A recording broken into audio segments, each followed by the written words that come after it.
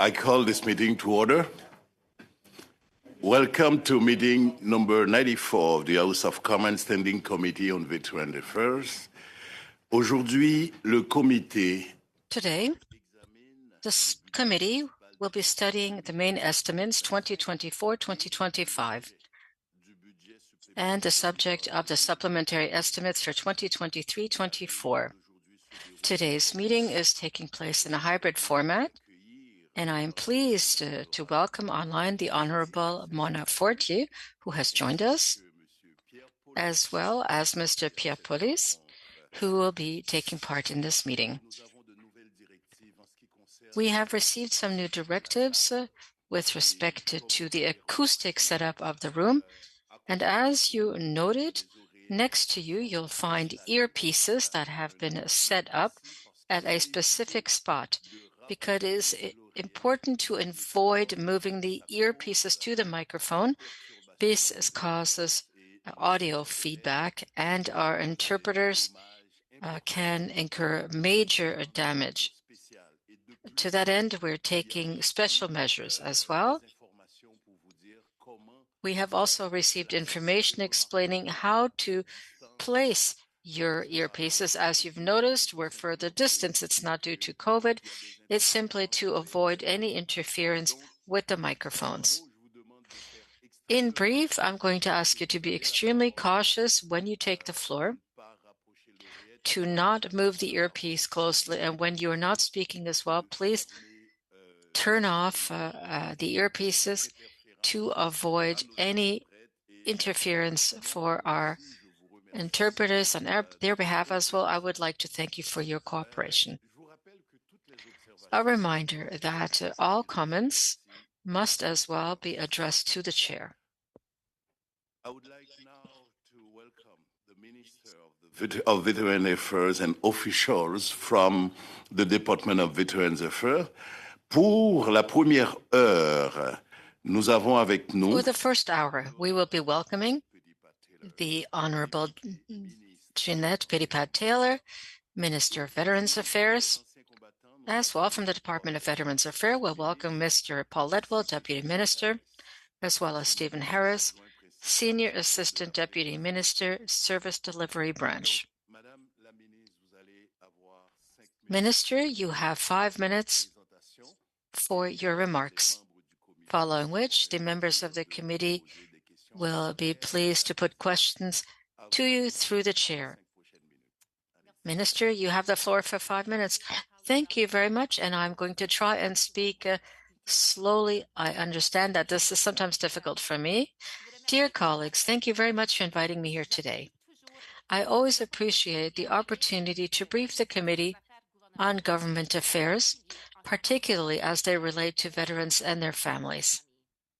First, I would like to briefly inform you about 2 important events that my department, Veterans Affairs Canada, held in Montreal in March: the National Stakeholder Summit and the Women Veterans Forum. I believe all of you had received invitations, and again, it was really well attended. More than 300 veterans, stakeholders, and community partners attended the 2 events in person, and also they had the opportunity to do so online. At both events, we heard directly from the community on key topics. The feedback we received from veterans and stakeholders is invaluable to the work that we do to make sure that everyone has access to the supports and the services that they need. Je suis également heureuse de souligner que le I'm also gouvernement... pleased to note that once again, the government has tabled Budget 2024, and there recognized the importance of caring for Canadian veterans by investing in the Veterans and Families Wellbeing Fund, in telemedicine services, as well as in veteran commemoration. Last year, our government also made significant investments to improve application processing times, thereby giving veterans faster access and women veterans quicker access to the services and benefits that they need. In the main estimates, the Veterans Affairs Canada's budget increases by $229 million compared to last year, bringing the department's total funding to $6.21 billion for 2024-2025. This change reflects the government's ongoing commitment to veterans and their families. As you know, Mr. Chair, the majority of Veterans Affairs Canada's programs are demand-driven, or otherwise known as quasi-statutory. In this case, the bulk of the increase comes from an additional $202 million to cover a higher demand or increased expenditures related to the income replacement benefit, additional pain and suffering compensation, and housekeeping and grounds maintenance. The balance of $229 million increase can be attributed to $23.1 million in new funding for the collective bargaining and the Logan Class Action Final Settlement Agreement, and $14.8 million to an overall increase in client and expenditures in treatment and health care. For the 2023-2024 Supplementary Estimate C, VAC requested and received $14.1 million in additional program funding to provide services to eligible veterans and their families.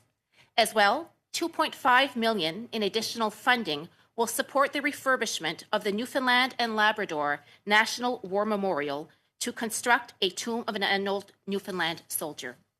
In addition to this funding, Mr. President, you will see a $55.6 million transfer from Vote 1 to Vote 5. This reallocation of resources is related to our annual quasi-statutory adjustment and will allow the department to meet the demands of the program. Le budget des dépenses comprend également un transfert. The estimates also include a transfer of $2.9 million from the Veterans Review and Appeal Board to Veterans Affairs Canada. This amount will fund the department's internal services to the board with a view to continuing efforts to reduce processing times. Mr. Chairman, dear colleagues, this additional funding represents an important and necessary investment in the health and well-being of our veterans and their families, and it will enable our government to continue to provide them with the care and the support that they need and deserve. Once again, thank you very much for giving me the opportunity to appear before you today, and I would be pleased to answer your questions. Thank you, Minister. And this will bring us to the question period. For the next 6 minutes, Mr. Blake Richards, you have the floor. And just a moment, please. Yes, Mr. Desilets. Since we began a bit later, what is the schedule for this meeting? Well, I do think that we have the necessary resource to complete our 2 hours. We will have 1 hour with the minister and our guests, after which we will move to the second hour. Thank you very much. Mr. Blake Richards, for 6 minutes, please. Minister, there are a lot of very frustrated veterans in this country right now.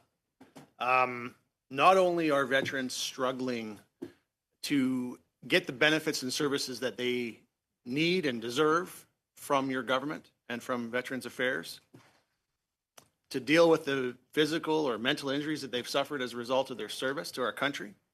But like many Canadians out there right now, there are many veterans, far too many veterans, who are homeless, who are having to use food banks because of the cost of living crisis that your government has created.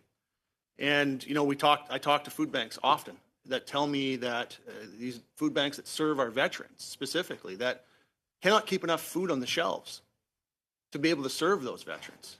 They're hurting. They're struggling. There's far too many veterans that are suffering from mental health issues, from addictions, and all because they cannot afford to live any longer. And yet, you know, in the short time that you've been minister, you've had 3 separate times when this committee has requested you to come and appear to be held accountable to veterans through the members of this committee. And on all 3 occasions, you've been requested to come for 2 hours to answer for your government's policies and to speak to veterans. This is their opportunity to hear directly from you and to have you questioned on their behalf by the members that sit on this committee. And all 3 occasions, you've only come for 1 hour of the 2 hours that's been requested of you.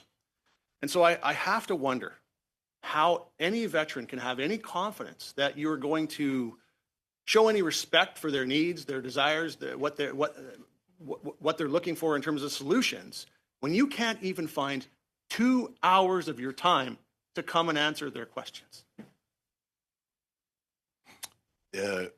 Excuse me, Minister.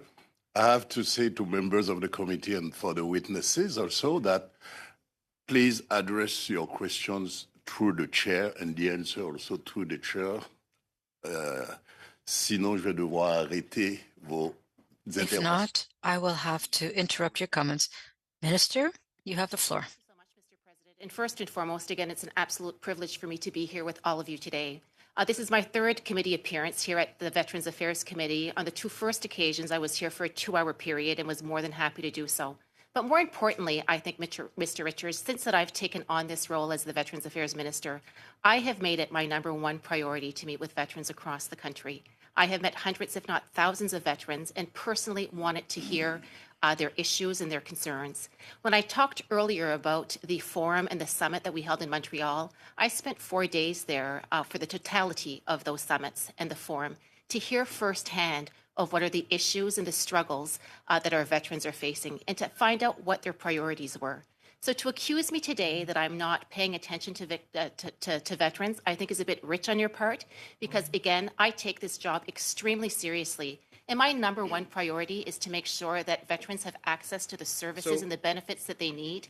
I will continue to meet and to listen to veterans when I can. You take this job so seriously that you're only willing to come for 1 hour to answer the questions veterans have. I hear every day, and I know many members of this committee would hear the same. Veterans are frustrated. They're hurting. They cannot get help that they need. They're waiting not months, but in many cases years to try and get the services that they need, the benefits that they need, and they are just not getting it from your government. They're not seeing even the basic respect. And I want to speak to that basic respect for just a second too, because we have a situation where, you know, there's many of the veterans who serve this country in Afghanistan are frustrated. They feel disrespected. You know, many of the families of the 158 Canadians who gave their lives in Afghanistan are feeling the same way because there's a monument that's supposed to be being created for those who served in that mission, the men and women who served in that mission. And right now, because of the interference of your Prime Minister, that monument has been delayed. And no one knows when it'll be built. And veterans are feeling frustrated. They're feeling disrespected. And we have a situation here where this committee is trying to get to the bottom of that situation. We've been trying to get the documents to be able to figure out what exactly caused all these delays for months now. Liberal members of this committee have filibustered and found every tactic to try to avoid that from happening. And yet, we're simply asking for something that will help to clear up this issue for veterans. So, Minister, you could show that respect to veterans right here today if you would just commit, and I'm asking you to do so. Would you commit to provide the documents, the communications since November 8th of 2021 between the department, your department, and your office of the Minister of Veterans Affairs, between the department and the Privy Council office, and between your Minister of Veterans Affairs office and the office of the Prime Minister? Would you commit to providing those documents today so that we can get to the bottom of this on behalf of our veterans? Mr. Richards, once again, the issue of commemorating Canada's mission in Afghanistan continues to be a priority of myself and the government. And that is why that we continue to work forward and to move forward with respect to the erection of this monument, a monument that is very important, as you indicate. So, Minister, the question was whether you were going to provide those documents to be able to get to the bottom of the situation that caused this delay. It's a simple yes or no question. Would you provide those documents, yes or no? With respect to the work that the committee is doing, you are undergoing a committee study, I believe, on the matter. And once again, the chair is telling me that I'm done. Yes, the time is running. So, and now I'd like to go to Ms. Hefner for 6 minutes, please. Merci, Monsieur le Président. À travers vous, je veux vraiment remercier à la ministre. Thank you, Chair. And through you, I would sincerely like to thank the Minister for being here to hear us and to answer our questions. During a previous appearance, the officials from Veterans Affairs Canada spoke to us about the telemedicine pilot projects. Our veterans and their families have sacrificed time for our country, and we have a solemn and sacred duty to support those those of our veterans who courageously served with honor. We know how difficult it can be to then have access to medical treatment for a veteran transitioning to civil life. A number of veterans, when they were in the Canadian Armed Forces, received their healthcare service directly from the Canadian Armed Forces. Telemedicine is a good tool to facilitate access to healthcare services. And this is why I was pleased to see this project indicated in the 2024 estimates. However, I also know that the Conservatives have indicated that they will not support the telemedicine project. Can you tell us more about this measure and why this is important for veterans? Thank you very much. Your French is excellent.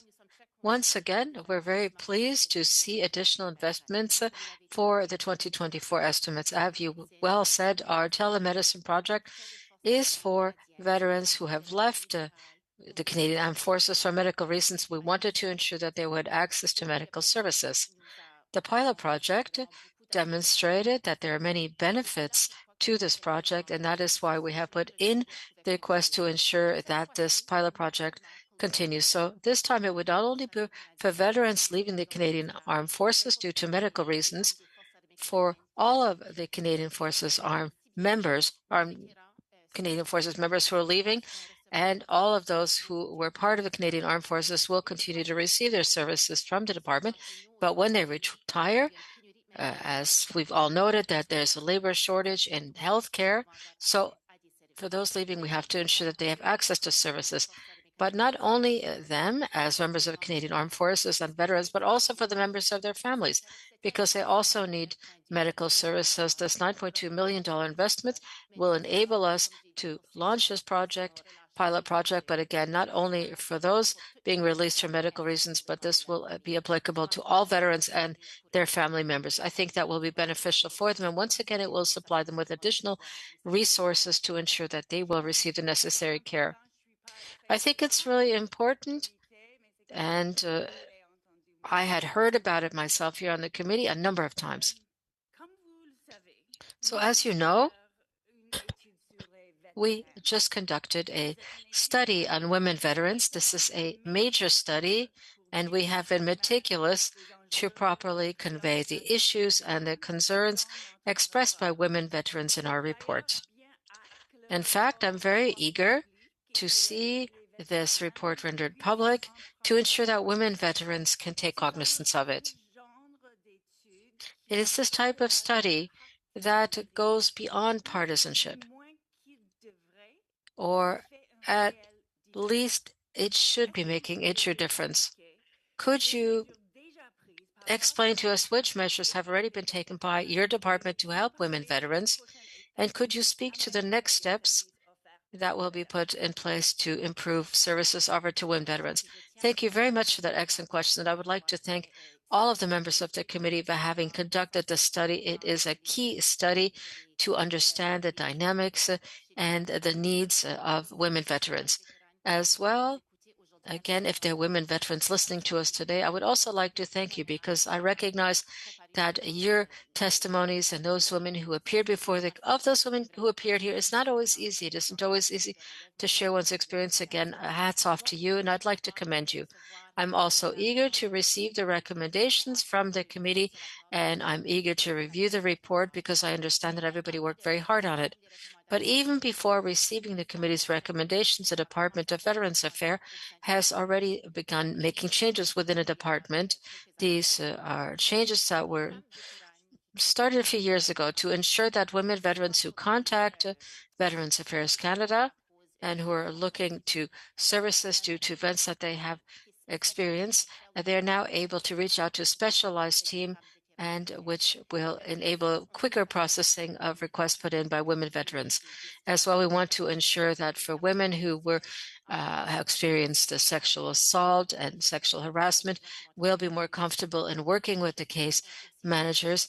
And our case managers were also trained to ensure that we will have the right intervention. So we're continuing to improve these programs.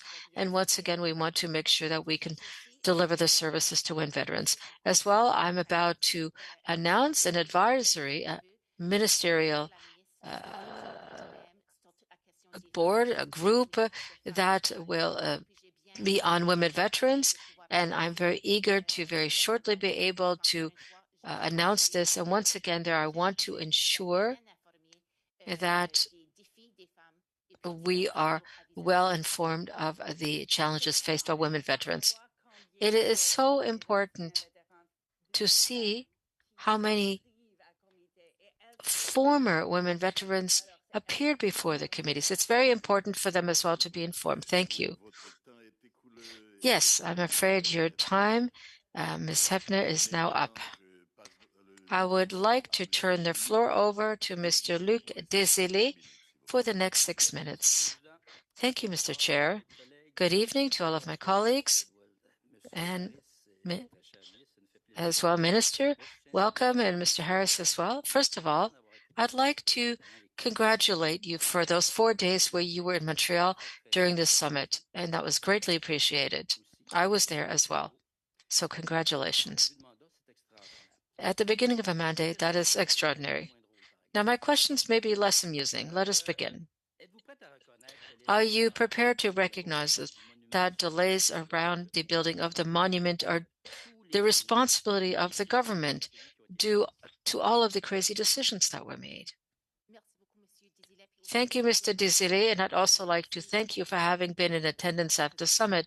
It was very important to see you in attendance there. Now, coming to the monument, I think we need to acknowledge that there were a number of delays that contributed to delaying the building of the monument. In 2014, we had chosen the site where the monument would be built. And finally, the veterans and women veterans were not pleased about the actual site.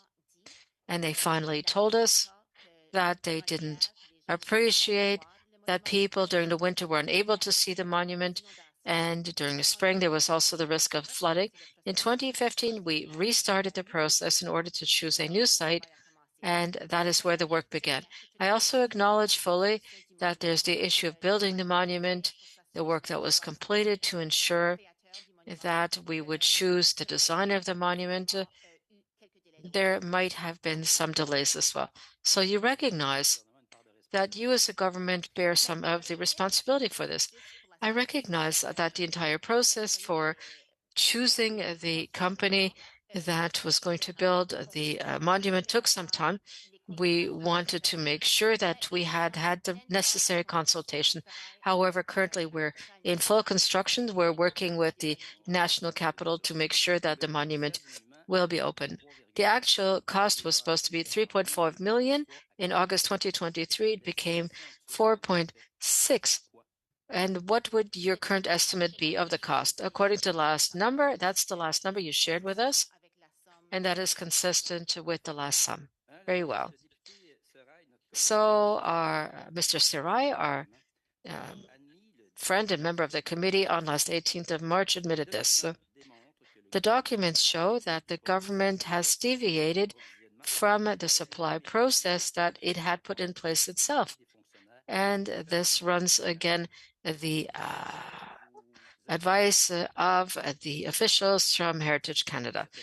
Do you agree with this information? Do you accept it? Well, if at veterans, yes, deviating from the process, I would say yes. So, Minister, we have a lot of issues with that as veterans. We've seen it a number of times. Perhaps simply to indicate that there's a petition that will be circulating shortly from veterans.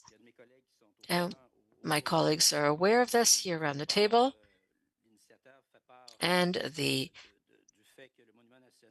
drafter of the petition says that, yes, that the monument was tarnished in a political scandal and there was interference with the celebration of the Afghanistan mission, and that this is a stain on a national monument, and this monument no longer properly represents the sacrifice and devotion of our veterans. So I'm still having issues with this. So I don't agree that those were the words of our veterans. As well, our colleague, Ms. Hefner, asked us this question, and she's new to the committee, and she has been following the debate. And she said, I don't know if the committee has already discussed this, but I don't understand why we cannot build 2 monuments.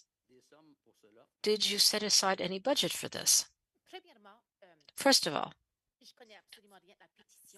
I don't know anything about this petition, so you're teaching me something new today, which is good. But over the last 9 months, Mr. Desiree, as I've indicated, I had the opportunity of meeting with hundreds, if not thousands, of veterans. And when they speak about the Afghanistan commemorative monument, people are simply asking me when the monument will be completed. That is the only question they put to me. But last week, I was here in Ottawa and I met with a national group. And again, they simply wanted to make sure that the monument would be built. Everybody's eager to see it, Minister. But would you agree with what Ms. Hepner has said? That is, there are budgets to build 2 monuments. Yes or no? Possibly? If I may? I think the Afghanistan mission veterans asked us for a national monument, and that is exactly what we're currently building. That is going to be a national monument to make sure that there will be a site where the families and children can go to. So you won't speak to this request by Ms. Hepner. Well, I'm speaking to the request by veterans. They're asking for a national monument here in Ottawa. Minister. So following our observations, we asked for a lot of documents, by the way, in committee that we'd not received, and that was mentioned earlier, or documents that were part of the documents on the Access to Information Act that did not come to us from the department. There's one of April 15th between Steve Barris and Emile Meunier. This was not transmitted, so we're concerned, obviously. So following these observations, we filed a complaint to the Access to Information Commissioner, to VAC. We want to see transparency. This complaint was welcomed by the department and an inquiry was opened.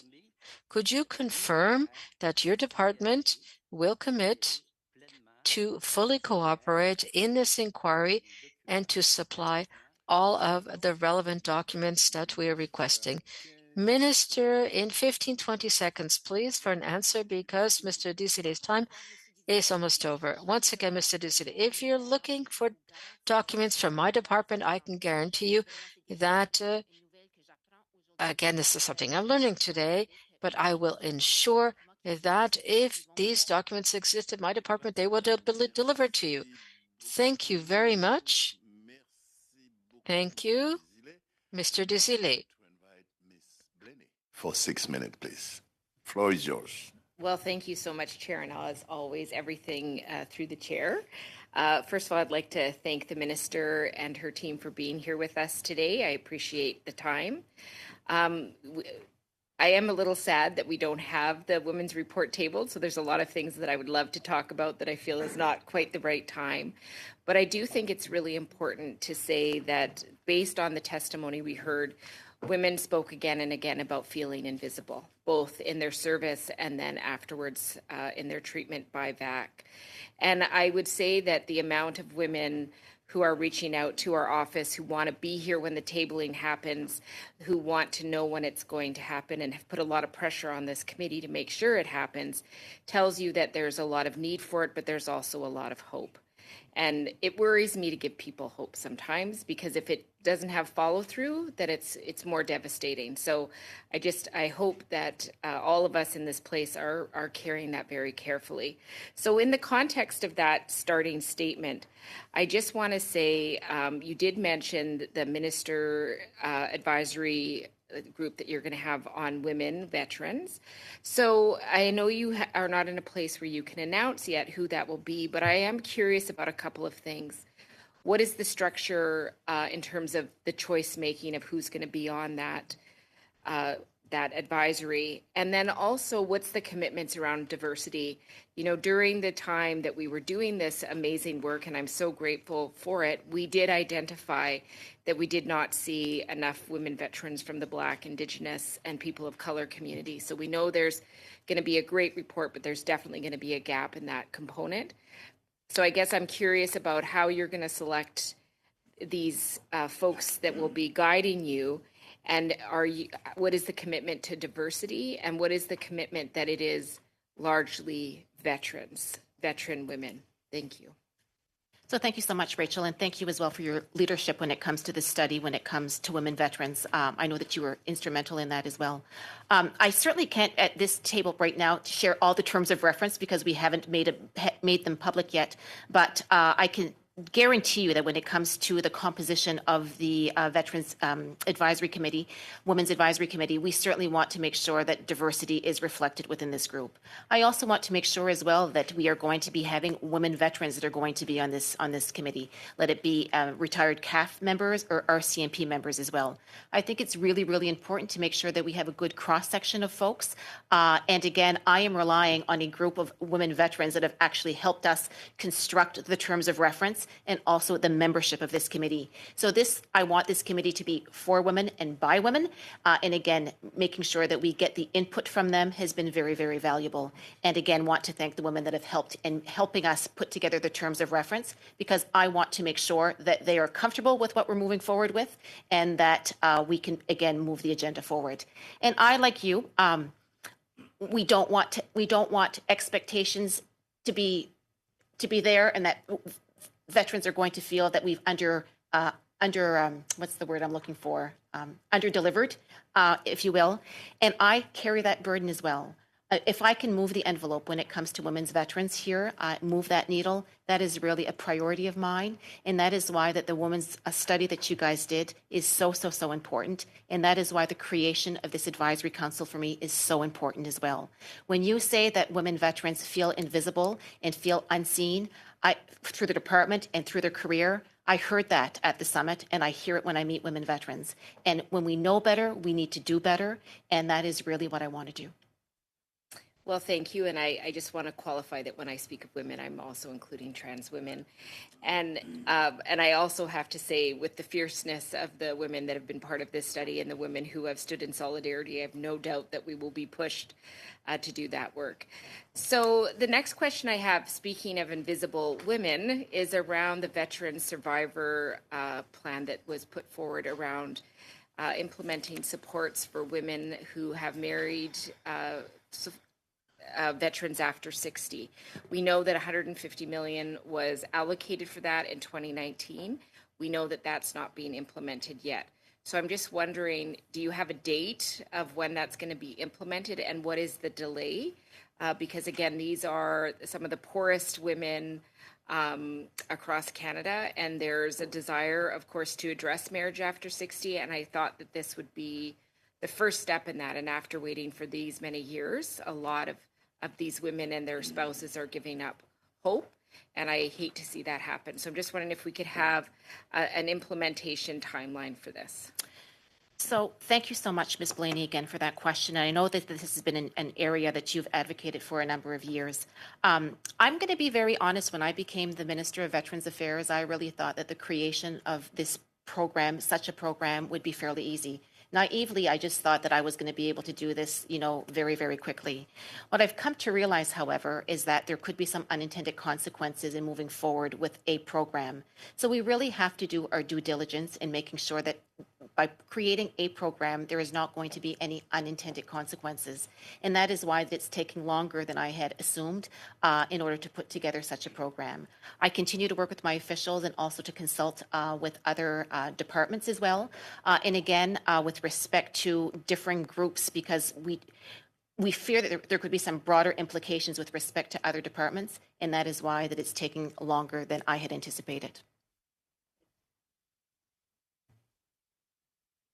Thank you, Ms. Blaney. You're right on time. Et maintenant, j'aimerais inviter Monsieur Pierre. I would now ask Mr. Pierre Paulus. You have 5 minutes to ask your questions. Thank you, Mr. Chair. Hello, Minister. I want to come back to through the chair. I want to come back to the commemorative monument. We held a number of meetings with Pascal Saint-Onge, your colleague, in the fall. We had concerns about the process and especially the political decision. So this was a choice, and this was done well the process was very professional, but there was political decision as well. Ms. Saint-Onge was not aware of this, and she said it was her predecessor, Paul Rodriguez, who had signed the document that confirmed a last-minute change of the team. So you came to the position, you were informed, and now you know what happened. And when you were asking, or when you were responding to questions from my colleague from the bloc, there was talk about a deviation from the process. So, Madam Minister, we don't agree with that. There were, with the professionals and other people who came to witness before this committee, the consultation was done it was very strong. And then on December 15th, 2023, we wrote a letter to the chair asking for an emergency meeting for specific documents, including the memos, briefings, corresponding, or any other conversation with text messages, WhatsApp messages, Signal, and other similar types of messages concerning this since November 8th, 2021, between the Minister's office and the Prime Minister's office, including others. So can you commit, Madam Minister, to within 21 days to provide those documents? I can confirm that the documents that our department are responsible for, yes, you will have access to those documents. I can confirm that, and my deputy minister is here as well, so absolutely. So we have a confirmation that within 21 days, the communications between the Department of Veterans Affairs and, sorry, what did you say? So the correspondence between your department and the Prime Minister's office. Well, yes, our correspondence, but I can't provide the documents from the Prime Minister's office, but the ones that were exchanged between the two, yes.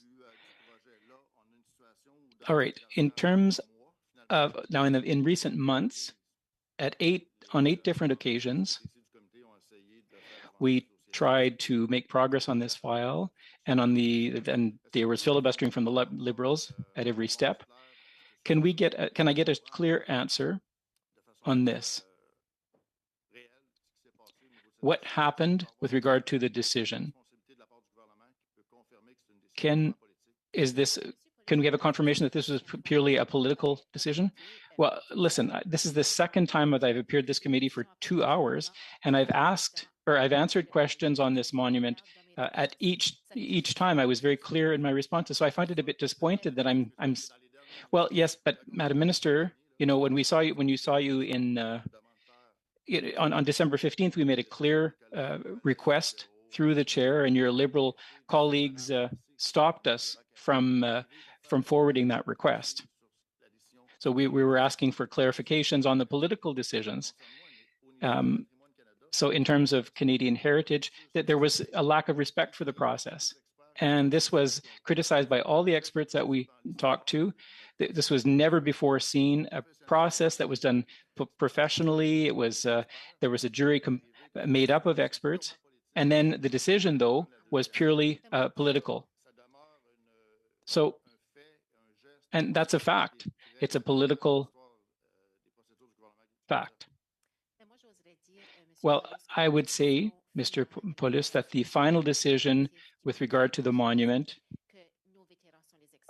our experts are veterans. Our veterans are experts as well, and I can tell you that I received a number of messages from veterans who said, Ginette, congratulations! I'm very happy that you chose that monument, and continue. So once again, we listen to the veterans, Mr. Paulus. Well, whether it's regarding irrespectful of the cause,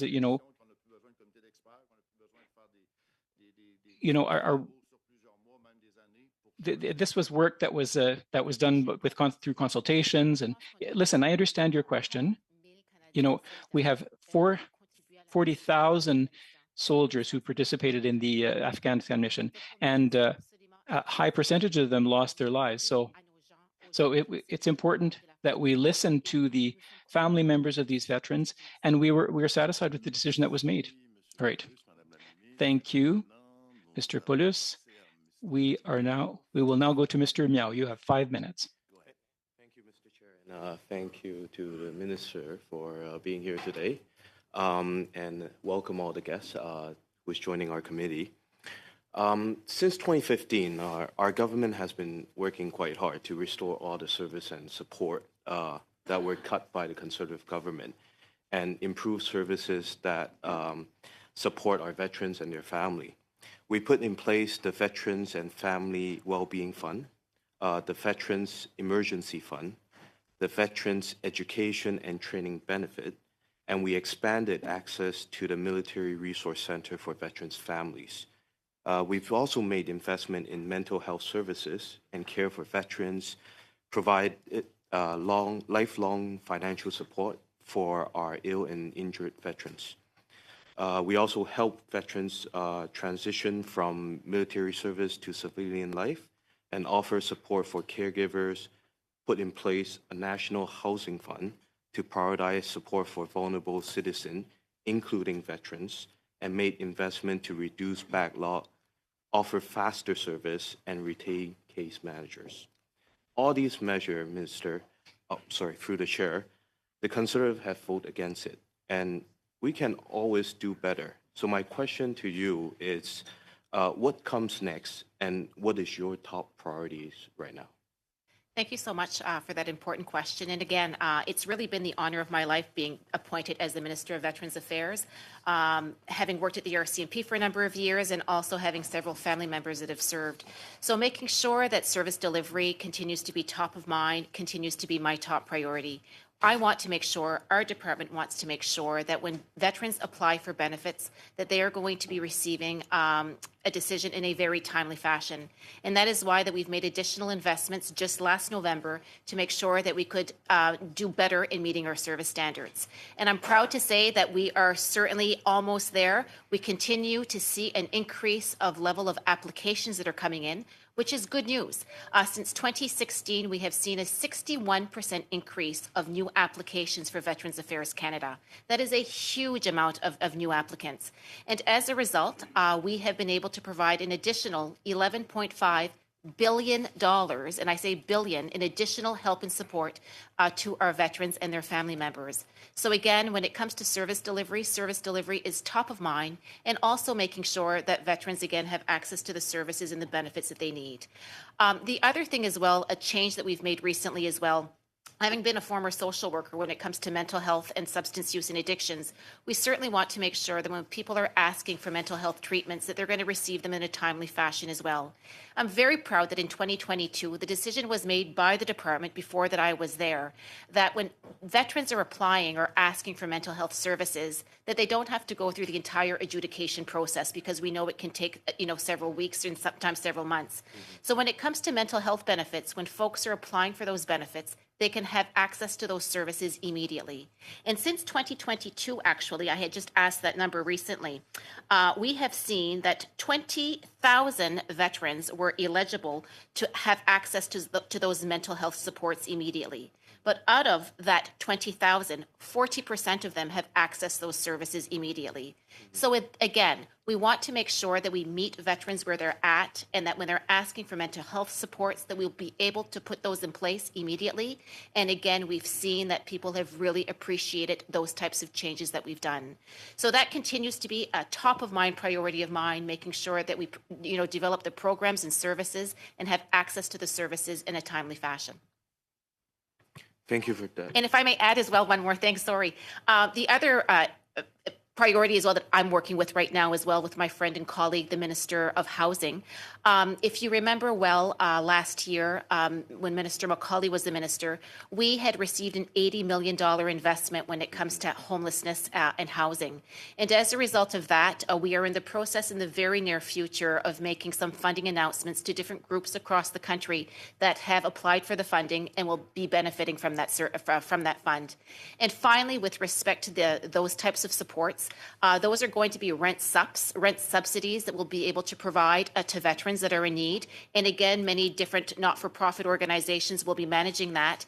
And other groups as well will be providing wraparound services to the veterans that are in need. We certainly recognize that many individuals need that additional help and support. We want to set our veterans up for success. So making sure that they have access to those services, again, I think could be a game changer for them. So I'm looking forward to making those announcements over the next coming months. Well, thank you, Minister, for that very Mr. Miao, I'm afraid your time is up. All right, So thank you. You answered my questions. Thank it you. was 5 minutes. So maintenant, passons à Monsieur Desilets. Let's go to Mr. Desilets. You have 2.5 minutes only. Thank you. Thank you, Mr. Chair. Madam Minister, the competition for the monument was basically it was for a work of art. So are you saying that the minister's office has artistic qualifications for having chosen that work of art?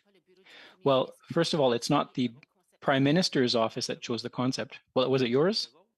Was it yours? Well, the choice of the concept was done by the Department of Veterans Affairs. Okay, so you have qualifications? Well, the veterans told us that the concept that represented what they wanted the most. Okay, so that's how your department is going to do going forward. That's my conclusion from that. Can we know what percentage in the amounts allocated are intended for veterans rather than just administration? Well, I'll give you a technical answer, but I can say that the vast majority, the very vast majority of the money in our budget is for direct services and direct contributions that we give to the veterans. And I don't know, Paul, could you give some figures? Okay, well, quickly, it's more than 10 and 90%. Excellent. Madam Minister, how do you respond to, with regard to the lack of transparency with the documents? These documents are having to be accessed through the Access to Information Act. How do you react to the fact that currently the Privacy Commissioner will be investigating some of the complaints? Well, first of all, I am the minister who's responsible, and I will have that conversation with my officials because I want to make sure that you will be receiving the documents that you requested. So that's a promise that I'm making to you. All right, do I have any time left? All right, 20 seconds. Okay, well, that's okay then. Thank you. Thank you for your generosity. Ms. Blaney, the floor is yours. Well, thank you, Chair. My next question that I'm really interested in is that I have seen that the disability claims, the percentage of unfavorable applications has gone up a bit. And I understand, based on conversations and information digging, that BRAB usually takes those appeals and approves them and sends people back, and they get the disability claims that they asked for. So I'm just wondering, as we're seeing that percentage going up, is that sort of the best plan to make veterans wait while they have to go through an appeal process to eventually get the disability claim they asked for in the first place? So I think a first part of the question, you've indicated that the number of disability claims that are denied have increased. But I think we also have to recognize that we've seen a substantive increase in applications.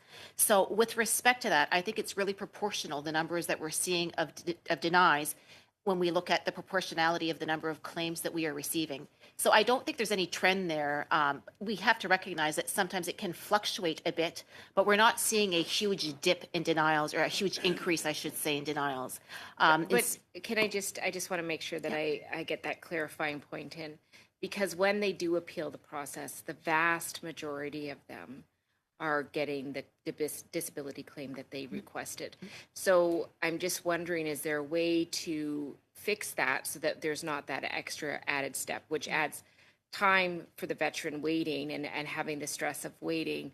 And it's sort of another administrative process. So I'm just like, I guess what I'm asking for is some curiosity about how do those two work together to make sure that they're cleaning that up so that we can have the best process for veterans possible. I think it's a really great question, Ms. Blaney. I think that we recognize that our adjudicators have a role to do and to play. They do the work. In some instances, and perhaps Stephen will be able to elaborate a bit as well, the Veterans Affairs workers certainly tell folks what they need, the documentation that they need to provide before that they can adjudicate a claim. Sometimes that information is received and sometimes it's not received. Sometimes files are incomplete. What we do, however, and I think it's still important to make sure that we do have that appeal process though, because it allows the veterans to have access to a lawyer that the Veterans Affairs pays for to make sure that that they are properly instructed with respect to what are their rights. But I think also what we have to understand, Ms. Blaney, as well, is that when a veteran is denied their claim, we actually provide them with a letter indicating what is the reason of the denial, is my understanding. And as a result of that, then from there, they're able to make sure that when they do appeal their decision, if they so choose to do so, that they make sure that they have access to the documents and whatever information that is needed. Stephen, perhaps you can, I don't know if there's anything else to add there. Okay. Apologies. That's okay. Thank you, because time is over. And now we have two more interventions, 5 minutes each, one from Mr. Tolmie and the other one from Mr. May. So, Mr. Fraser Tolmie, 5 minutes, please. Thank you, Chair, and through you, Chair, to the Minister. I know the Minister's time is precious. Here's what I've heard in my stakeholder meetings from the veterans that I have met. Veterans don't feel respected for their service. Their medical cases are being rejected. Veterans Affairs is like dealing with the worst insurance company.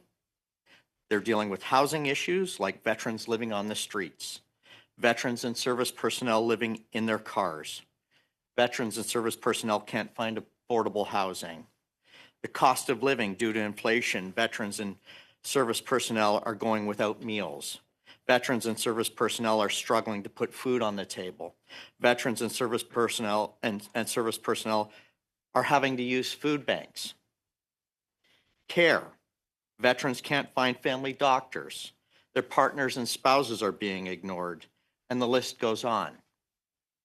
Did you, in your stakeholder meeting in Montreal, hear any one of those issues? I did hear some of those issues, and that's why it was very important for me to be at those stakeholder Chair, through you, what are you going to do? Mr. Chair, if I may continue to respond. I'm asking the questions, and I'd like to ask this next question. Thank you, Chair. Yeah, but okay, but basically, I think that if you have, I don't know, 1 or 2 minutes to ask a question, she said yes. you can allow time respectfully to the minister to respond to you. I'm okay. Go ahead, Yeah, Mr. Tolmie. Thank you, and thank you for responding. That's the answer that I expected you would have heard, and that's the expected that we've heard, and we've heard it here in this committee. So what are you going to do about it? Well, I guess, Mr. Chair, what I would ask is why is the Conservative Party always voting against measures that we are bringing forward in order to help support our veterans and their family members? Just last December, we had 30 hours of voting, and it wasn't a question of budget. It was vote by vote, line by line. And every time, every opportunity that the Conservative Party of Canada had an opportunity to vote to help support veterans, what did they do? They voted against it. They voted against funding for veterans' homelessness on December 7th, 2023. They voted against additional funding to deal with the backlog on December 7th, 2023. Thank you, Chair. Let's please, Mr. Tolmie. I know that, as I said, that your time is extremely precious. What we've heard here in the committee has been a list, and a list that continues to go on, about issues that continue to haunt and plague veterans. And this has been going on since the Liberal government has been in power. This is an issue that has been caused by the Liberal government, and there's been a failure of recognition by this government to reverse the issues that have caused homelessness, that have caused a lack of care for our veterans. have you spoken to the Prime Minister and said to him that veterans are being ignored, that they're not asking too much, and that the policies that the Liberal government has in place is actually hurting veterans and service personnel? What I will respond to that is that I think you weren't back here in 2014, and you weren't here during the cuts during the Harper Conservatives. You weren't here when the Conservative Party of Canada closed 9 Veterans Affairs offices, when they slashed 1,000 jobs from Veterans Affairs Mr. Canada, Chair. people that provided direct support to veterans. So ready we to certainly answer have that no. Thank you, Minister. Through you, Chair. I would like for the record to be corrected that there was some efficiencies that were put in place, but that the Liberal government, since being in power, has not fixed the issues that are at hand here. And so we are continually seeing this issue of homelessness, veterans living on the streets, veterans and service personnel living in their cars, veterans not being able to afford housing. This is not just affecting veterans. This is affecting families across Canada. This is an issue that has been created by the Liberal government. What are you going to do about it? Throwing more money and making promises that you've been doing for the last 8 years doesn't fix the problem. Minister, you have 25 seconds to conclude this. If finding efficiencies during the previous government meant slashing Veterans Affairs budgets, slashing 1,000 jobs, and also cutting Veterans Affairs offices, I beg to differ. That is not supporting veterans. That is causing more complications for veterans. And as a result, our government had to clean that up. And that's exactly what we did and what we continue to do. We will always be here to support our veterans. There is always more that we can do, and we are certainly going to do it. Thank you, Minister. And now let's go to Mr. Brian May for the last 5 minutes. Mr. May. Thank you. Thank you, Mr. Chair, and thank you, Minister, and your officials for joining us here today. I have a question that is pertaining to something that I think this committee should, in fact, be taking a look at. The Public Service Commission of Canada pulls data on veterans from the Department of National Defence through a secure channel to identify eligible veterans and CAF members in the public service resourcing system. We learned recently that there was a technical problem that have kept thousands of veterans and CAF members from being hired or having even the opportunity to apply for public service jobs. And apparently this may have been going on for as long as 3 years. Minister, I would like to hear your reaction on this and how it has impacted the department and of course, veterans. Thank you so much, Mr. May, for that question. And again, I became aware of the situation probably earlier on this year, that the Public Service Commission advised us that of the glitch in the system. Since then, I've spoken to my officials, to Mr. Harris here just this week, just to ask again if we had received any feedback with respect to issues that our veterans had to deal with. And thus far, we really haven't received any information that veterans had been negatively impacted by that. I don't know, Mr. Harris, if you wanted to elaborate a bit more on that, if there's anything else to add or... I think it's important to understand that, the Veterans Affairs, other departments that are implicated, like Canadian Armed Forces, Department of National Defence, and others are working together to try and make sure that we can find solutions for veterans who may have been impacted, Canadian Armed Forces members who may have been impacted by the technical glitch with the Public Service Commission data. We know it's important to ensure safe transfer and transition of veterans and Canadian Armed Forces members to employment. We know a lot of them want to come into the public service. We want to help that process. We're working with PSC, the Public Service Commission, to find ways to ensure that those veterans who may have been affected or implicated have some recourse in terms of moving forward. Thank you. Have a few more minutes? Oh, yes, sure. Okay.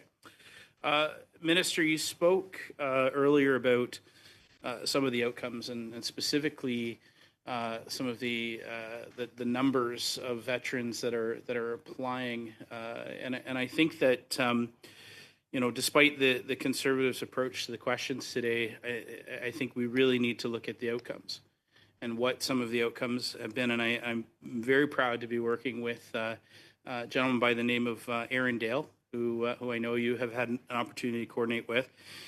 He is, of course, the coordinator of the Military Veterans Wellness Program and a constable with the Toronto Police Force. If you speak to Aaron, you will hear very clearly how proud he is, not just of the work that they're doing, but how collaborative VAC has been with him and his team, along with the Legion, along with OSIS. That program, I'm wondering if you can speak to it a little bit, and if there are ways that we could take that program, make sure that program achieves its goal, which is to have that connection in every single police cruiser across Canada. Thank you so much for that important question. And again, I had the privilege and opportunity to meet with Aaron and his entire team, well, not his entire team, but four of his colleague, his wife's sister and colleague, I guess I should say. And actually was a very informative meeting that they indicated that they're actually, as a police officer on the streets in Toronto, making sure that when veterans are identified, that they make sure that they get in touch with Veterans Affairs Canada to ensure that if they need the emergency fund, that they have access to that, and also to help them apply for whatever benefits that they are entitled to. They said it's been a game changer for the veterans that they've worked with, and that's because of these folks on the ground really care about making a difference for them. And it was really great to be able to meet them. Them being former veterans themselves, they certainly have walked the walk and they can talk the talk with these folks. They are, as you've indicated, they are looking at expanding this program across the country, and that is why that I was happy to be able to meet with them. They spoke to me of the success stories when they meet with folks. They spoke to me about the collaboration with respect to the Veterans Affairs staff, and they certainly want to ensure that this program is available across the country. But to do that, they also need to make sure that the proper training is in place. And that's why that I was able to ensure that specific meetings were made with specific ministers in order to ensure that that conversation can continue. And I, as Veterans Affairs, have indicated we will continue to collaborate with them as well, because again, so often people don't even recognize that they are veterans. So it's important to go find them, to ask them the specific questions, and to ask that right question to them. So I'm looking forward to meeting with them, and thank you again for making sure that that connection, that referral was made. Thank you, Minister. Thank you. Mr. Speaker. Thank you very much, Mr. May. Écoutez, c'est l'heure dont nous disposions. Listen, that was the hour that we had set aside for this meeting, and I can say that the interpreters are used to the speed at which you talk. So on behalf of the members of the committee and personally, I would like to thank you for having come to meet with us today. And we have with us, so we had the Honorable Jeanette Petitpas-Taylor, Minister of Veterans Affairs. And she was with, and I believe they will be staying, Mr. Paul Ledwell, Deputy Minister, and Stephen Harris, Senior Assistant Deputy Minister. And we will be joined, first of all, we'll take a break, a 5-minute break, to do sound tests for the new witnesses. But I would also like you to take time to reflect, because after the break week, we would like to know what we'll be working on. So are we going to continue with the motion presented by Mr. Richard, or are we going to do something else? So for the time being, the meeting is suspended, and we will resume in about 4 or 5 minutes.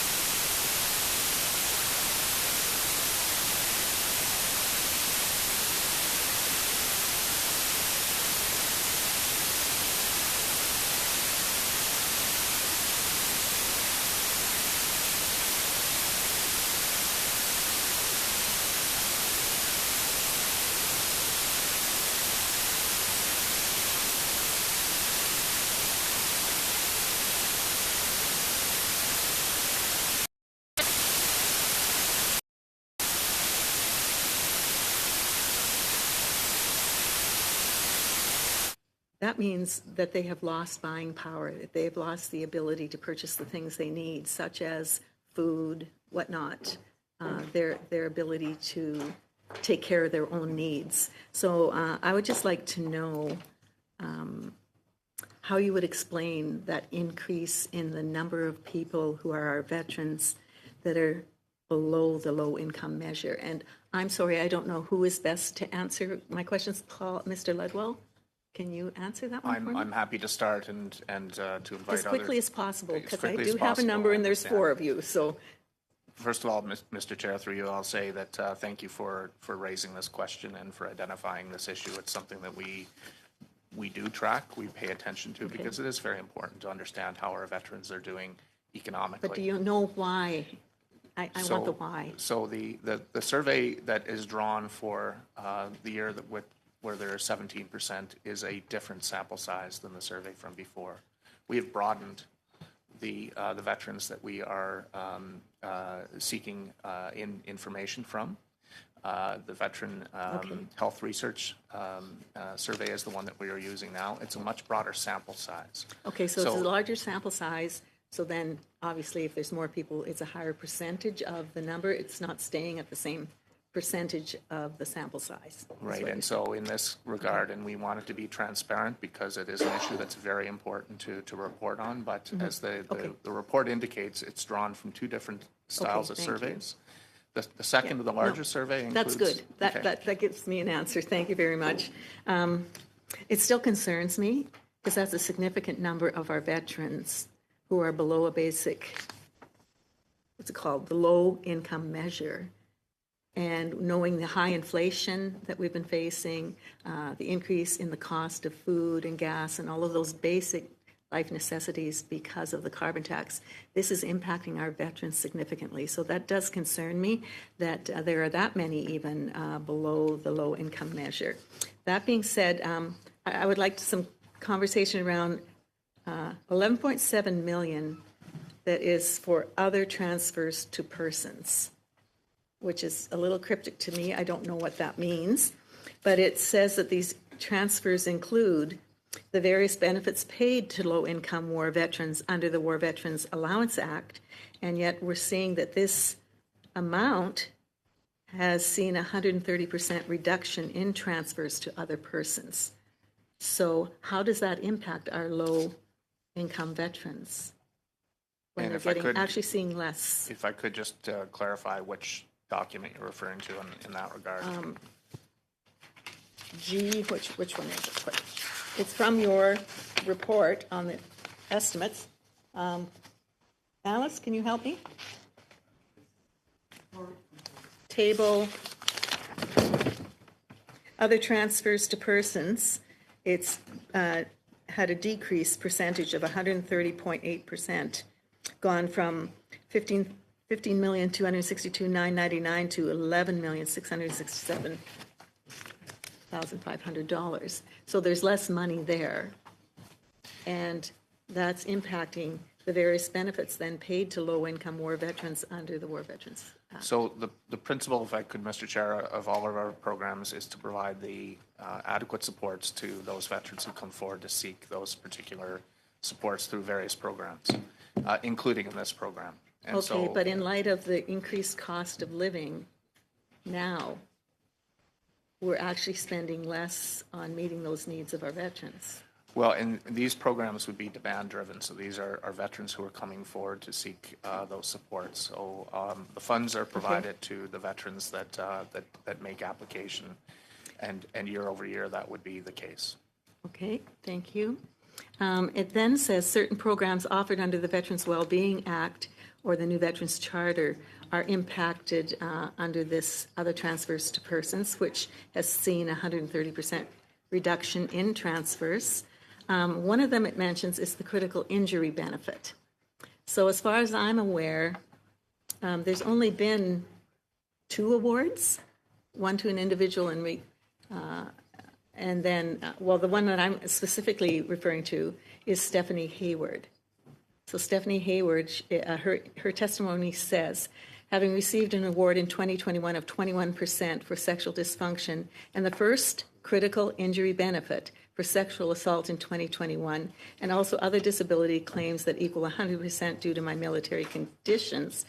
So she went on to talk about how she really has not received good treatment. But she received the first critical injury benefit for sexual assault in 2021. And clearly this is an ongoing issue. Hers was a very horrendous case, but we have decreased the amount of funding available. And my understanding was that she was told, and this other individual, that there wouldn't be others awarded. So is the critical injury benefit available to others who have had the same symptoms and struggles as she did? Because when I look at the requirements for that critical injury benefit, I don't even really see how it is that you came to the decision to give it to her. I'm glad you did. Mr. Lidwell, you have 20 seconds or 25 seconds to answer the question, please. So the critical injury benefit is not a benefit. It's a one-time payment Yes, in recognition I know. of a significant, in many cases, tragic incident that has a direct Traumatic impact, yeah. trauma. Trauma. And we have made an adjustment in the policy around the critical injury benefit to allow for it to be offered, to be reflected to those who might come forward with significant Can I see a copy psychological of trauma. those changes to Absolutely. the requirements? And could we please Thank you. know then that it is still available? Thank you, Mrs. Happy to Wagenthal. provide It's that more than clarity. 6 minutes. Thank you. I'd like to go now to Mr. Brian May for 6 minutes, please. Thank you, Mr. Chair, and thank you to all the officials for being here. In the previous hour, I asked the minister specifically about the reports that we're hearing regarding the technical glitch.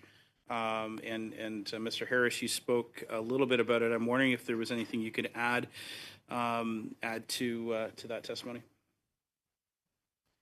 Thanks very much. And what I'd add to the testimony is a couple of clarifying remarks. So there are 3 particular categories for priority status for releasing Canadian Armed Forces members. One is based on medical release. These individuals were not affected by the issues in the data transfer with PSC. So those are our most severely affected veterans leaving Canadian Armed Forces as a result of a medical condition. Their priority status was actually without any trouble. There are 2 other categories of individuals who might be affected. It's Canadian Armed Forces members who could see opportunities in the public service across the country, outside of the geographic area within which they would normally have access to opportunities. They weren't able to see those other positions because the trigger that allowed them to do that was not in the system. And the other group is a group that might have had priority status for hiring as part of public service competitions.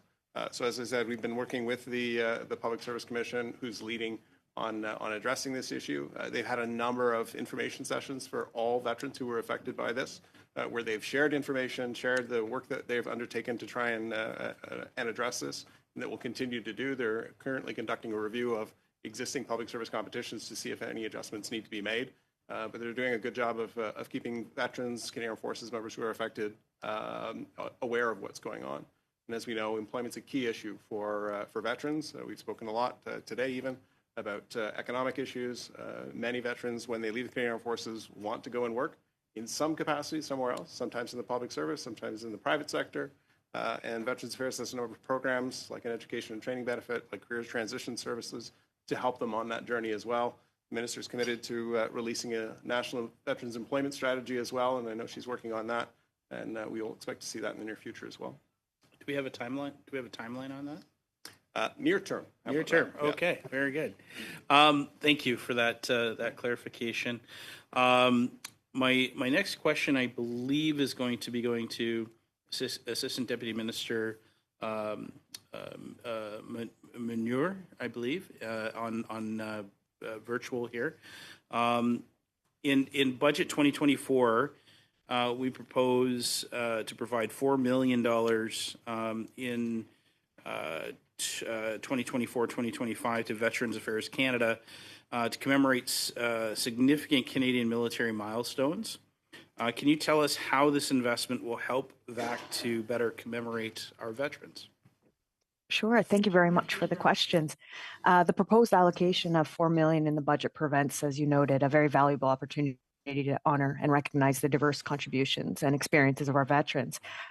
This will enable us to implement a range of commemorative initiatives. And so some specifics would include bringing a delegation over to France to celebrate the 80th anniversary of D-Day and the Battle of Normandy. It will also support another delegation going over to Cyprus in November of this year to recognize Canada's longest peacekeeping mission.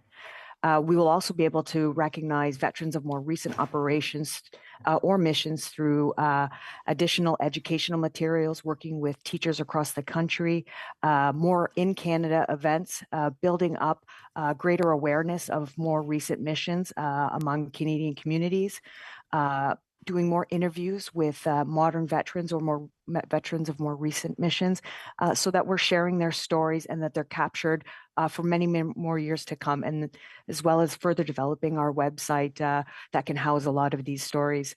Furthermore, this funding supports the development implementations of programs that foster, again, understanding, dialogue, and appreciation for really some extreme stories of veterans of recent years.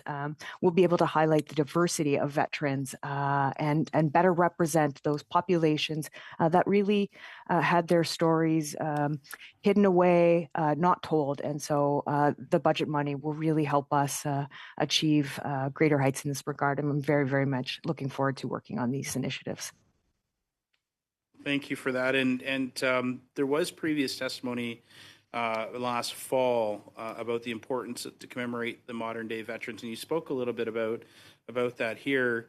When we think of veterans and when Canadians think of veterans, far too often we're only thinking of World War I, World War II veterans, and you know, I've been to many ceremonies throughout the years, and both Remembrance Day and otherwise, where we're speaking about very specific veterans. How do we do? Can you speak a little bit more about how we can do more to commemorate modern day veterans? Thank you so much for that question, and we recognize that as you know, if you were to ask an average Canadian what they envision or think of when you hear the word veteran, they might quickly defer or think about perhaps a World War II veteran or a Korean veteran, but Canada has 460,000 plus veterans here, many from modern conflicts. So it's part of making sure that we take an opportunity to recognize those key milestones, that we're better telling the stories, that we're talking about Canadian Armed Forces and their domestic efforts. Over the last year, we've taken time to put together educational materials and events to recognize the Red River flood, the ice storms, the downing of Swiss Air Flight 11. But more importantly, as part of our CAF Around the World commemorative strategic plan, which is available on our website, it really allows us to hone in and focus on particular regions and areas so that we can better tell those stories. So, I think I would say we're coming at it from several approaches: education and awareness, community engagement. Thank you. Sorry, I have lots to say. My apologies. Yes, no, time is over. Donc, merci beaucoup, Madame. Thank you very much, Ms. Meunier, for your comments. And now I would invite Mr. Luc Desilets for the next 6 minutes. Thank you, Chair. My question is for Mr. Ledwell or Mr. Harris. I think I understand that the reduction in this commemorative fund that goes back a considerable decrease. The cemeteries of veterans are in poor condition, they say. Could you explain that?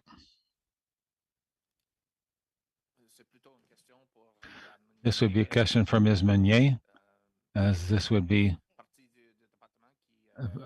the part of the department that manages it, but I can tell you that we have done a lot of work on the cemeteries throughout Canada to bring them into the condition they should be in, out of respect for our veterans. And a considerable amount of work has been done over the past 5 years. This work is continuing.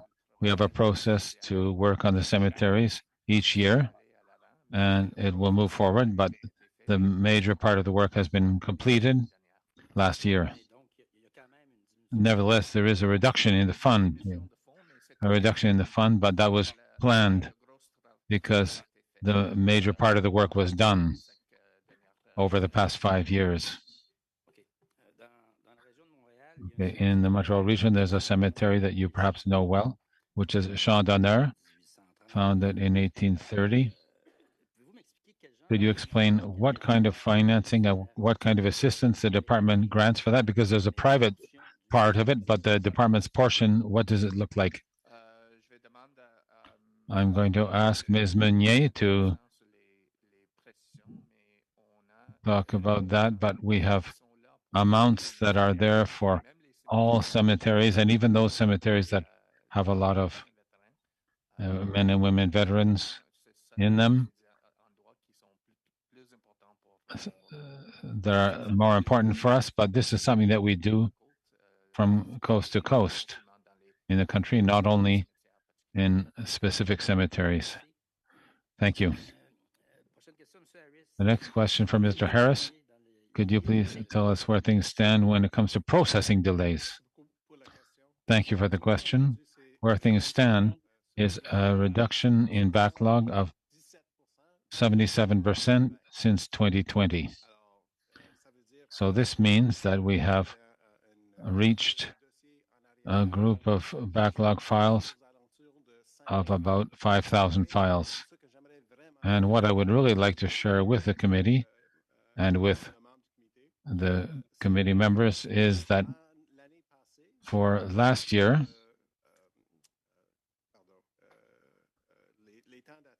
the wait times for Anglophones compared to Francophones, for Francophones on average, 19.3 weeks, and for Anglophones, 20.3 weeks. So the fastest handled files that were covered last year were for the Francophones, and 35% of the employees that handle files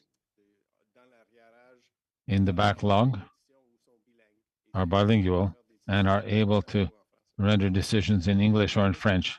I would tell you that it was high time so that at least the Francophones could, well, at any rate, be handled a little more quickly. Could you tell us where things stand with regard to the, let's see, the distinction between men and women in terms of the backlog? Last year we had roughly equality. The most recent data that I can share with you are that there's a gap of about 2 weeks or 2.5 weeks between women and men veterans. It's really focused on the fact that a smaller percentage of files are for women veterans, and there can be a greater variability in the time periods in order to get through the process.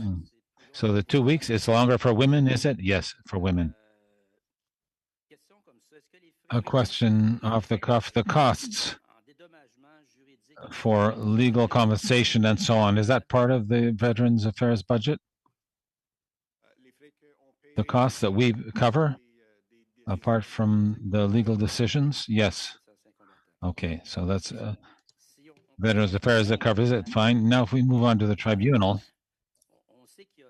we know that they're waiting to hire people.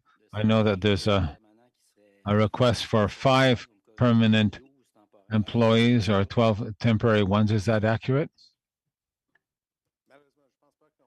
Unfortunately, I don't think that we're able to talk about the VRAB with regard to delays there, because they are an organization that is directly connected with the minister. So they do not report to the deputy minister in that case. So we cannot really discuss their files or their commitments. Okay.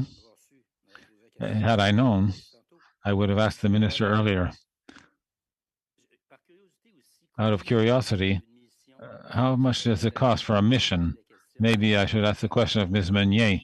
There are some big numbers for commemorations, all that, but a mission of the kind of the unknown soldier that will be done in 3 weeks, or another mission such as will be going to Normandy. What is the cost of such a mission? I mean, I'm not questioning the missions regardless of the amount, but I'd like to know. Thank you for that question, and it does slightly depend on the size of the engagement. So, for example, the upcoming 80th anniversary of D-Day and the Battle of Normandy, it's quite a large event for the international community. There will be tens of thousands of individuals participating, thousands of Canadians going overseas to also participate in that. So it's in taking, I believe we are up to about 14 D-Day veterans who will be joining us. It also includes caregivers. So it depends on the size of the delegation. We bring members of parliament.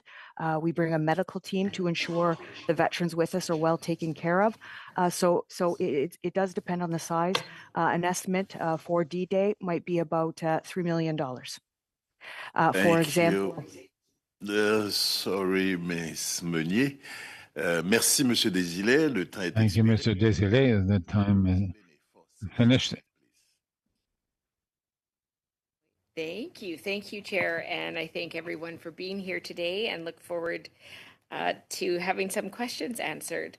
The first question that I do want to talk about is the fact that we know that Veterans Affairs has gone through a GBA process. What we don't know is what that means because the information isn't public. So I'm just wondering a few things. Will there be anything public that talks about where you found problems and how they're being addressed? I think that's really important, especially in the context of the women's report that we just finished and hopefully we'll have tabled soon. And the other component to that is there seems to me, based on conversations I've had with veterans, with RCMP, police veterans, that the role of SMSRC is not clear. And so I'm just curious if that system as well was reviewed through that GBA lens, and if there's any discussions about how to make sure that information is more accessible so that people know where to go when they're in need of those types of services. If I could, Chair, I will start trying to answer those questions, Ms. Blaney, and invite other colleagues. First of all, as with other federal departments, we're very, very serious about the application of GBA Plus in everything that we do. We've got mandatory training that everyone in the department has to undertake to better understand, better situate, and better apply GBA Plus in all that we do, whether that's developing new policies, considering legislation and regulation, or programs. One area that we are very serious, and this has been strongly encouraged, of course, and quite rightly, is updating our table of disabilities and our entitlement guidelines so that they truly are reflective of gender. And this is something that we have taken up and have been working on for a number of years. We've seen some application of that and that being updated to the benefit of veterans who are women who have served, so that they are quite rightly getting the benefits that they require and they deserve. We are happy to share how the application of GBA Plus is making a difference. We certainly do that internally, and we reflect that, I think, in some of the programs and the deliveries. When it comes to SMSRC, that is a responsibility of the Department of National Defence, but we contribute to its consideration, particularly through the peer support program pilots. And that's something that we've been very actively engaged in, along with partners at Department of National Defence, delivered through SMSRC, but delivered with our direct involvement and encouragement. So that is an area a particular area that we can take a GBA Plus to because of our direct involvement. But on the broader SMSRC, that's more of a responsibility of National Defence. Well, thank you for that. That's clarified a bit for me. The next thing that I really want to talk about in the context of the previous question as well, because I think, the testimony alone of all the women tells us that there is a pretty significant need to address these issues because, again, the word they used repeatedly was invisible. And I think that's one of the hardest parts about addressing these issues is not that there's a conscious effort to ignore, it's that the unconscious effort is to ignore, and that leaves people invisible. So in that context, one of the things that I've heard very clearly from veterans repeatedly is that they often feel re-traumatized by accessing services. And to be quite frank and honest in this room, I've received forwarded letters that I can tell by the way they're written. The people that are writing these letters are not themselves trained in trauma-informed practices, which means they can say the same thing, but the way they say it matters. And so I'm just wondering, in terms of developing services for veterans, is there any exploration about really educating not just caseworkers, but everybody in the roles about what is a trauma-informed practice, how to work with people who are traumatized? And I want to give another example of context. We had one veteran we worked with that had been told by VAC, you can't call us anymore because you yell too much. And I'm sure it was disrespectful. I'm sure he did yell too much. But this is supposed to be the place veterans go to get help. So does it make sense to me that there's a veteran that you say no to? Seems to me to make sense to make sure that when you have a veteran who's expressing these, that there's more trauma-informed practices to support the veteran, not let go of the veteran. So I'm just wondering what is actually being done around this, or is anything being done? A couple things I would underline. First of all, I fully agree on the importance of providing trauma-informed training to everyone. And that's something that we are taking up in the department. There is mandatory and regular training and upgrading for those who are directly interacting with veterans. Absolutely, that's the case, but you're quite right. It's something that everyone who is involved should be taking up and better understanding. I reflect with our folks that we are all in the world of delivering services to veterans, regardless of where we are in the organization. And so in the same respect, we need to be thinking of that training around trauma. We also have heard very clearly from many veterans, and especially those who have been severely traumatized through their experiences, the principle of tell me once, and not having to come back and retell their stories. And I think that that's something that we are taking up further and further in the organization, so that we are not having people to have to come forward and repeat the trauma that they experience.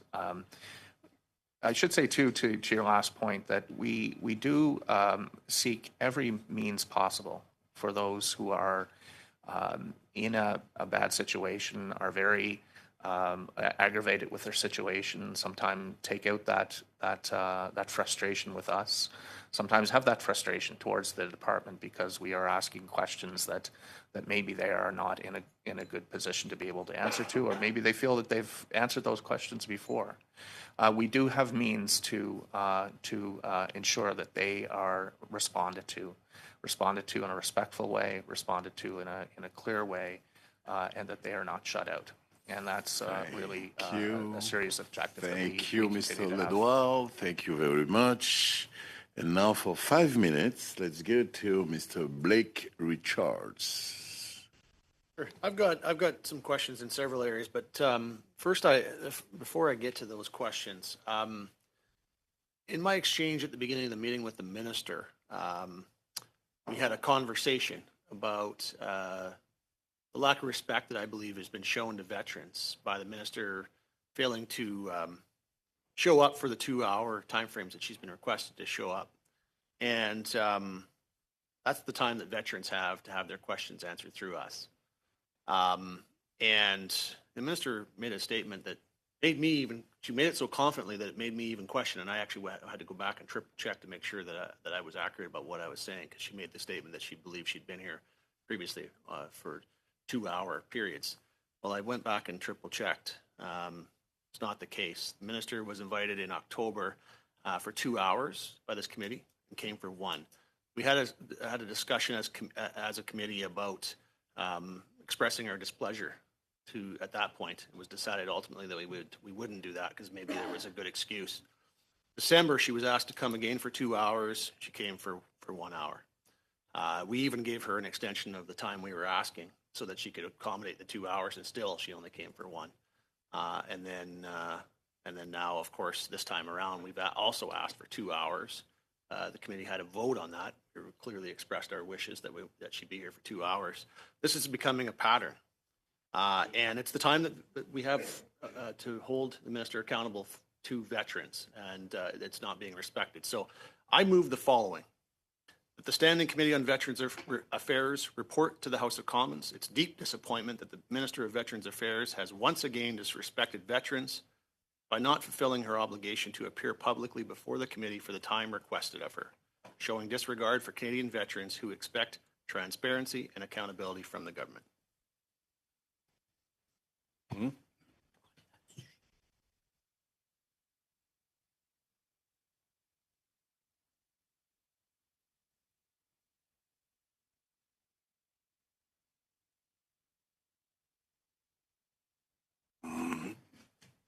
Monsieur Desilets?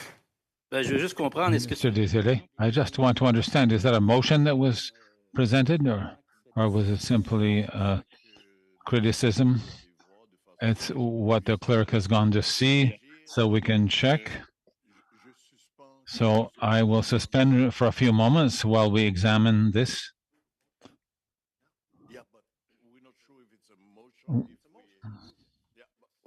I've moved the motion. We are not so sure. Chair, I don't know why we need to suspend. It's clearly in order. It's a motion. I say we call a vote. Monsieur le Président, d'une part, il n'y a pas de version Chair, française. first of all, there's no French version, I believe. Is it coming? Fantastic. Vive Quebec.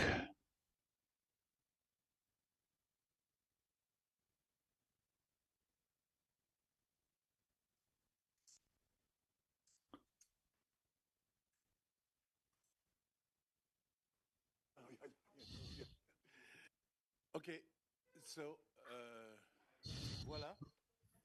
So, Right. Excuse me? La motion a été déposée. all right, so the motion has been presented by Mr. Blake Richards, and Mr. Mr. Richards wants us to debate the motion right away. So I'd like to know whether there are any speakers while you examine this motion. And allow me, first of all, to inform the witnesses. I know they're accustomed to that, but these are the usual procedures. So we have a motion on the table, so we will have to debate it. And then after that, we shall return to our discussion period that we have. So for now, the first comments I have Ms. Hefner, followed by Mr. Sarai. Ms. Hefner. Thank you, Chair. I'm completely opposed to this motion. We just had the minister here for more than an hour. She's completely generous with her time. I'm not sure that we've had her here 3 times since in the last few months, whether it's for an hour or 2 hours. She's been here and she's answered all of our questions. She's taken her time. I've watched her over the last couple of months that I've been on this committee take lots of time that she doesn't need to do, or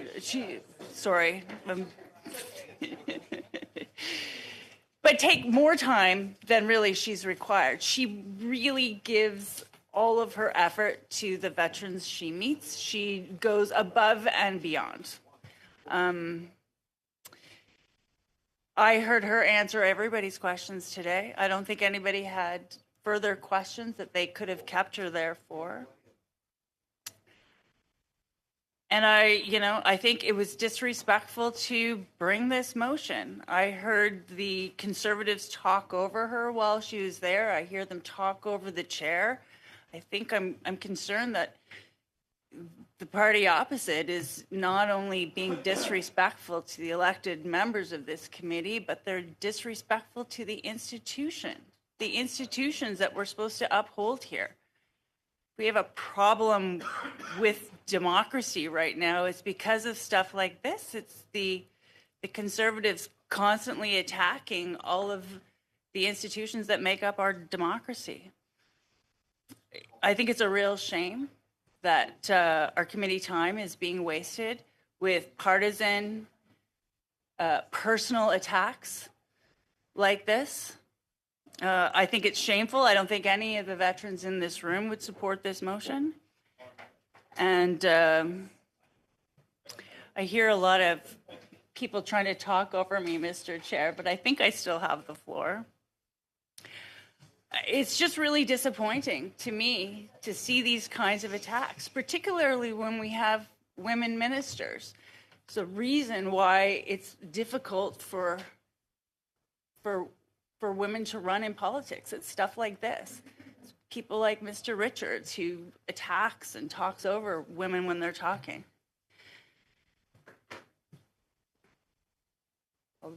For this? All right. Anyway, that's all I have to say.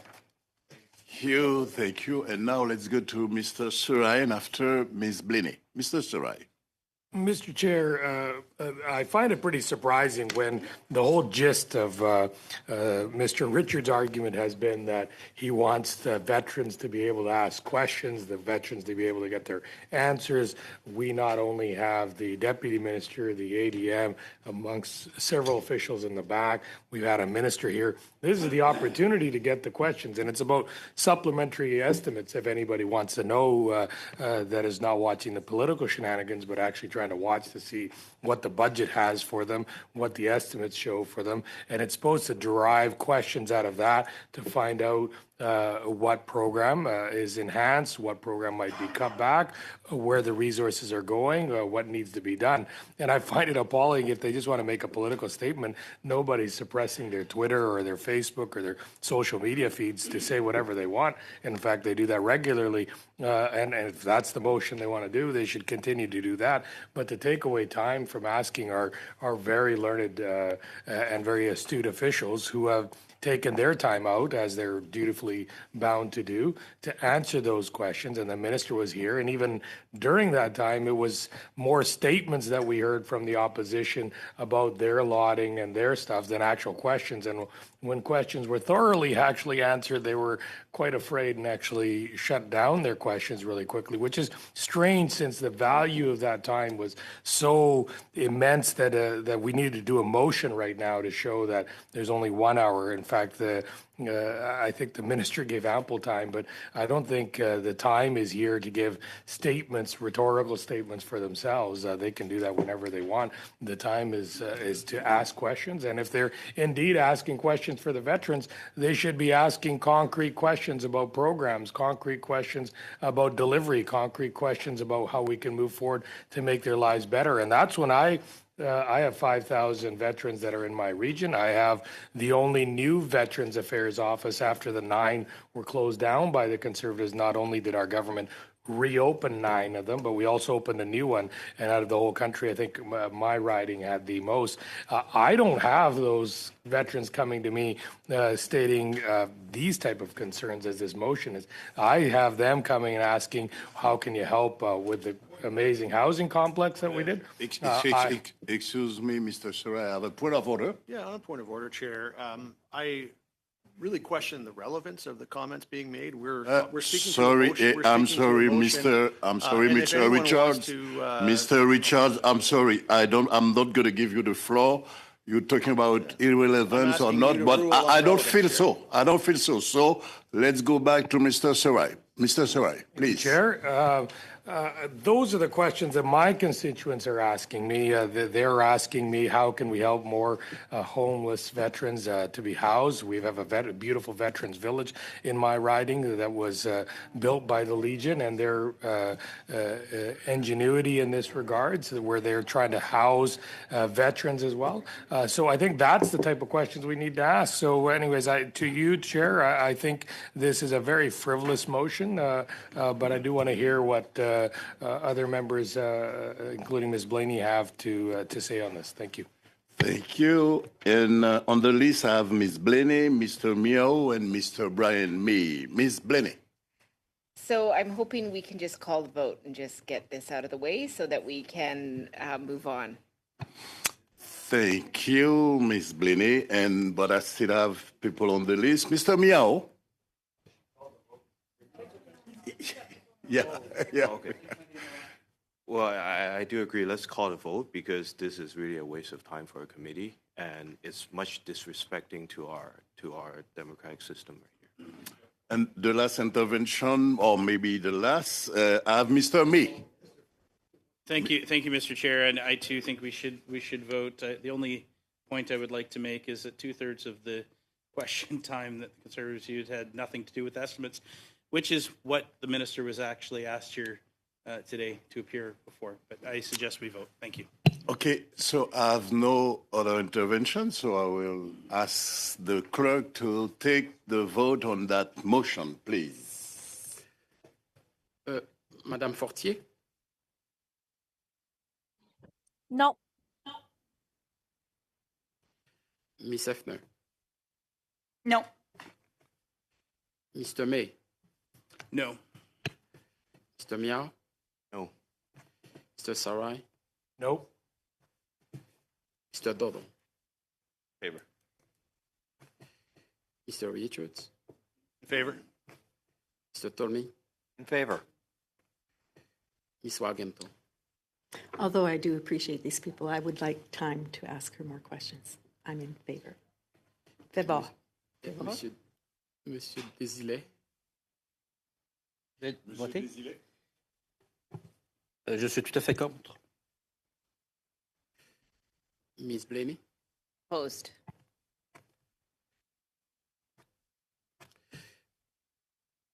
Yeas 4, nays 7. Donc, la motion de M. Richard a été rejetée. Monsieur Mr. Richard. Richards' motion has been defeated. Mr. Richards, you have 2 minutes. You have the floor.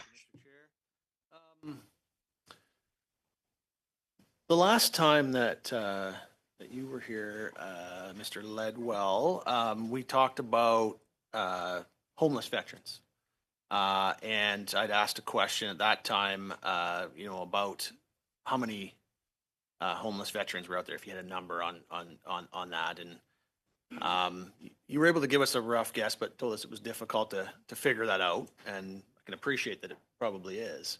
But clearly we're seeing a situation in this country with the cost of living crisis that we're seeing more and more veterans homeless. I think that's something that we all understand is happening, and it's a shame. It's something that needs to change. And obviously the first step in being able to address something is to be able to figure out, the extent of the problem.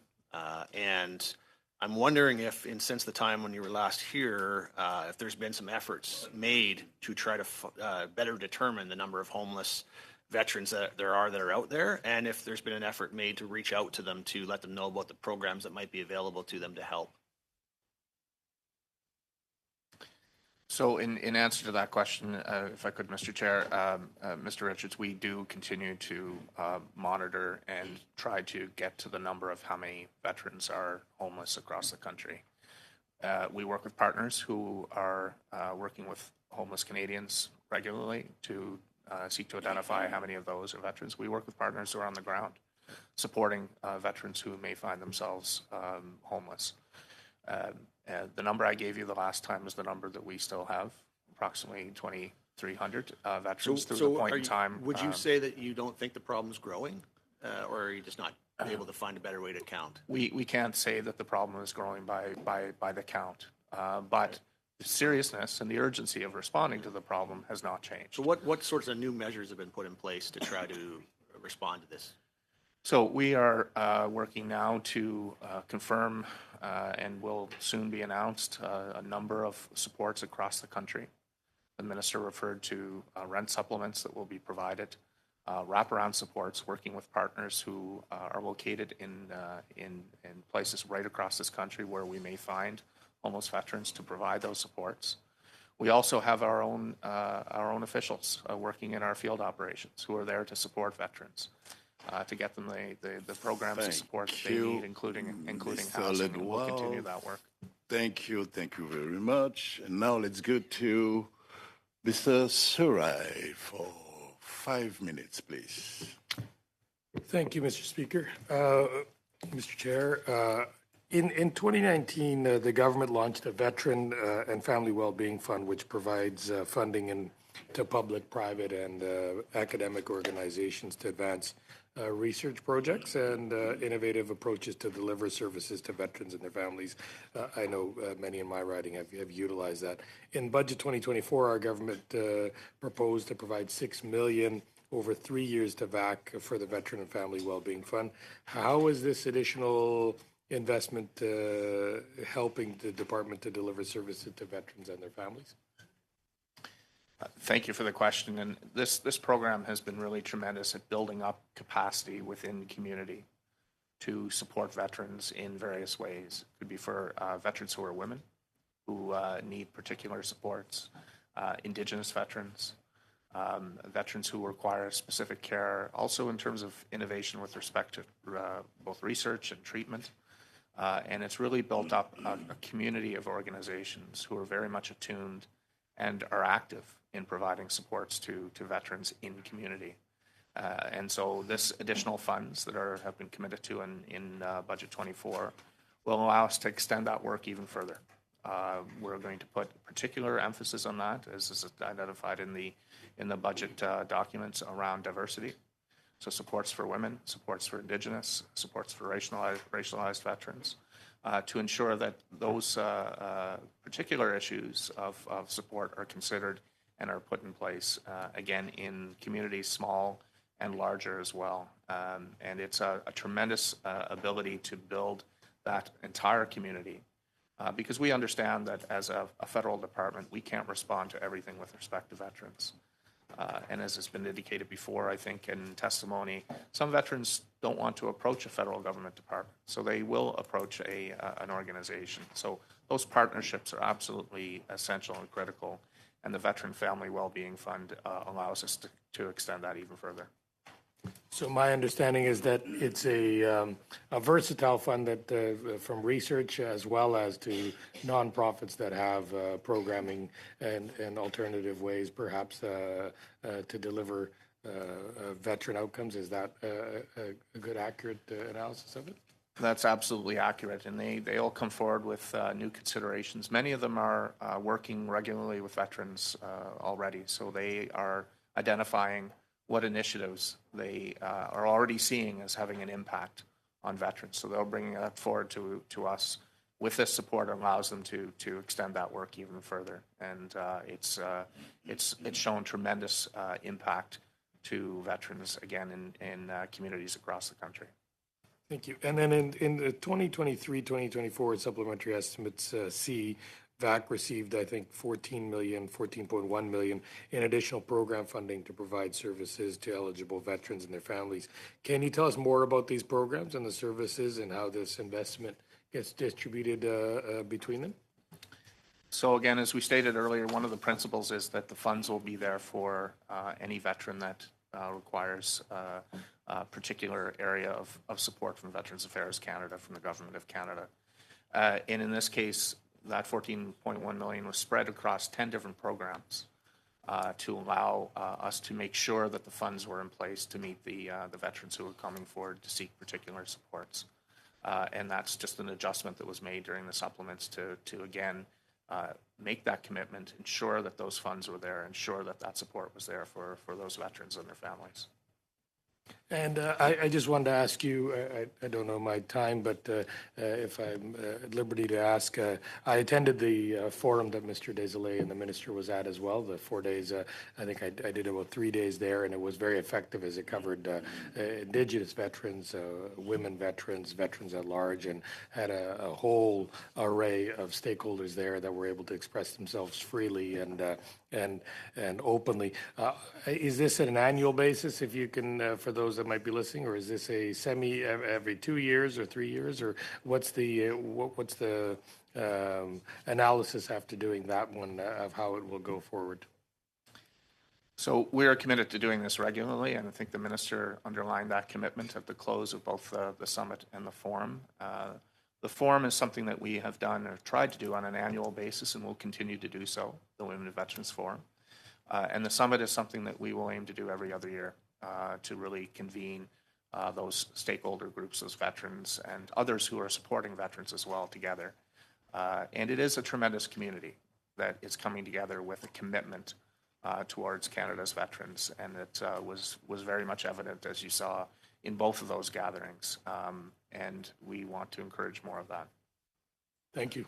Thank you, Chair. Yes, thank you very much. And now let's go to... On va aller à Monsieur Desilets, mais je dois vous dire que nous devons absolument... I'll turn it over to Mr. Desilets, but I have to say that we absolutely must vote on the interim supply today. So we will allow speaking times of about 2.5 minutes. I'll begin with Mr. Desilets for 2.5 minutes, please. Thank you, Mr. Chair. My question would be for Ms. Meunier. I know that there is a dispute underway with respect to the definition of the Gulf War. Some people are saying, yes, it's a war, others not. There's some kind of difference about that. So at the department, is there a means of paying homage to those veterans who fought in the Gulf War? Thank you for that question, and the answer is yes. In fact, we just recently had a ceremony at the War Memorial to recognize the anniversary of that service. We have recently built additional learning and educational materials and shared that with educators across the country. So absolutely, I meet regularly with the Persian Gulf Veterans Association and very much appreciate their insights in terms of how we can continue to evolve and better share information about that service. So yes, I think there's plenty of opportunity and we do much of that right now. Oops. Merci. Vous savez tous qu'on Thank you. You all know that we have had 23 meetings that we spend on the most important study we conducted in 200 years. That's 23 on women veterans. The women veteran is a new word that we use in Quebec. We talk about women veterans. So my question would be this, and no doubt Ms. Meunier could answer this. Is there a specific way of paying tribute to these women who had really unbalanced us somewhat during these last meetings when they spoke about what they've experienced? Is there a means of doing this, or within the usual commemorations that we have, these major events, would there be a means for the department to at least take that opportunity to speak about them? I think there are a lot of opportunities. First, I would say making sure women veterans and women in service are well represented in the commemorative activities and recognition activities that we undertake today, making adjustments to those programmings. But as the minister was saying earlier, we will soon have a woman veteran council, and this will be one of the items that I would like to seek a lot of feedback on in terms of what would be meaningful for that community. Certainly at the Women's Forum and many of the conversations I've had with women service personnel and women veterans, there are many ideas on how we can improve the way we recognize women. We have put a larger effort on meeting with women veterans, recording their stories so that we can share those and profile those more. So the Canadian population and around the world, in fact, are much more well aware of the very important service women have played in our military history. Thank you so much, Mrs. Meunier. Et maintenant, let's go to Ms. Blenay for 2.5 minutes, please. Well, thank you, Chair, and I will stick to my time because I'm getting a little afraid of you at this point. So I'm just going to come back through the chair to Mr. Ledwell. I was fascinated by the conversation we had about trauma-informed training and trauma-informed services. So we've heard repeatedly that this is a concern. You responded that there's work in progress. So how is it being measured, and how is the measurement process being transparent for the veterans who access the services? I think the clearest measure in all of this is how we are doing it, responding to their requests, their particular requests for supports and services. So that is in terms of the work that we're doing with disability applications, with other program supports, and being very serious about being responsive. And so the overall work on what we've all called the backlog and making sure that we get to our service standard with respect to disability adjudication is at the core of all of it. And that does have an impact on every veteran, including those veterans who find themselves in trauma situations. Okay, I'm going to interrupt you because I think I got the response there, and I only have a minute and a bit. So the next and last question, I promise, Chair, is just around the Veteran Family Wellness Fund. I've just heard from a lot of women-owned nonprofits, women veteran-owned, that they've applied and never been successful. So I'm just wondering, in terms of when you are sending out the funds, if there's measurements that include making sure there's access for women-specific services. It's very much part of our consideration as we review all of the applications. And I can tell you that since the creation of the Veteran Family and Wellbeing Fund, there's close to $10 million that has gone out to support women-led and women-focused initiatives through that fund.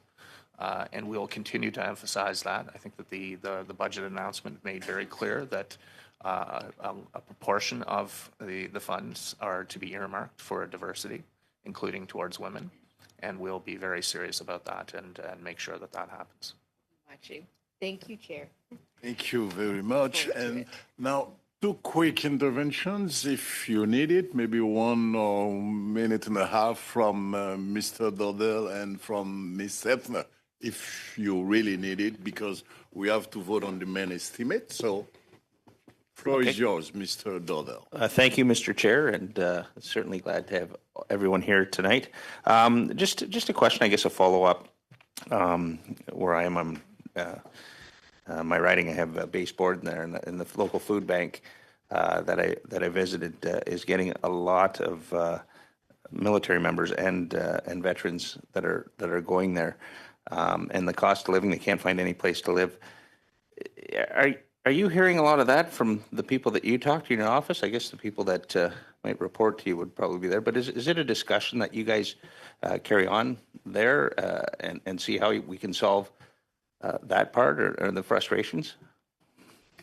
One issue that we do pay attention to and we offer to any veteran is what we've termed and what is named the Veteran Emergency Fund, which can provide a one-time payment of up to $10,000 to a veteran and their family who may be facing a difficult circumstance.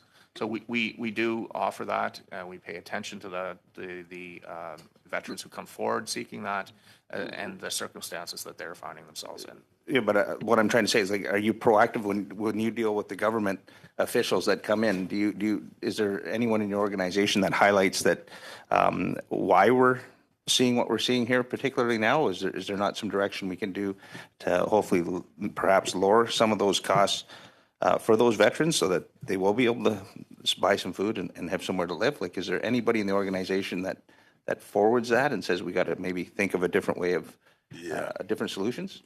Quick, 10 seconds, please, Mr. Ledwell. We are very much focused on the entire wellness of the veteran, including their economic wellness. And we are constantly looking for ways that we can improve that wellness, again, including that economic wellness. So yes, through research, analysis, engagement with the veterans themselves, we are looking for opportunities to ensure that that their needs are being met. Thank you, Mr. Ledwell. Thank you so much. Ms. Hefner, a quick word, please. Thank you, Chair. I'll just, we know that we haven't always properly recognized Indigenous veterans in this country. Can you tell us more about the Commemorative Partnership Program and how that works and what other maybe supports that we've put into place for Indigenous veterans? And I will encourage my colleague, Amy Meunier, to answer that, who is our Indigenous champion and also responsible for commemoration. But let me say that the work of reaching out and working alongside our Indigenous leadership has been really critical in that, so that the Indigenous veterans and their communities that support them recognize the significance of their service. And that is being done together with them. And that's so critically important. But perhaps just a few seconds. Maybe I'll just ask a more specific question quickly if I have the time. So in Six Nations, there's a former residential school, and the Woodlands Cultural Center is right next door. The community wants to rebuild that center for arts and history and everything else. But if there's another section of that where they're recognizing Indigenous veterans, could they access some funds from this program? Yeah, absolutely, yes. Thank you. Okay, you have your answer. Thank you so much. So, okay, merci beaucoup. Écoutez, nous devons... Thank you very much. Before we thank our witnesses, we need to vote. That is extremely important. So I would like to ask the members of the committee, votes 1 to 5 on the Department of Veterans Affairs, vote 1, as well as a Veterans Review and Appeal Board, less the amount granted interim supply. Carry? With dissent? Secondly, shall I report the main estimates 2024 to the House, less the interim supply? On dissent. First of all, I would like to truly thank our witnesses for having been with us today, as well to the members of the committee. From the Department of Veterans Affairs, Mr. Paul Ledwell, Deputy Minister, Stephen Harris, Senior Assistant Deputy Minister, Service Delivery Branch, and also Sarah Lance, Assistant Deputy Minister, Chief Financial Officer and Corporate Services, Madame Amy Meunier, Assistant Deputy Minister, Commemoration and Public Affairs Branch by video conference, and Monsieur Pierre Tessier, Assistant Deputy Minister, Strategic Policy Planning and Performance Branch. Merci. Et je rappelle aussi, il y a une demande. Thank you. As well, I would like to respond to a request put in by the committee to receive documents from the minister. Please do send us those documents through the clerk. And before adjourning, I would like to ask the members of the committee if there is no objection that after the break, we will continue with Mr. Blake Richards' motion on the monuments, unless there are objections, because I need to give directives to the clerk to send the notice when we come back. So, does it please the members of the committee to adjourn the meeting? Thank you. So, thank you to our technical team, our interpreters, the analyst, the clerk, and the meeting stands adjourned. Merci beaucoup.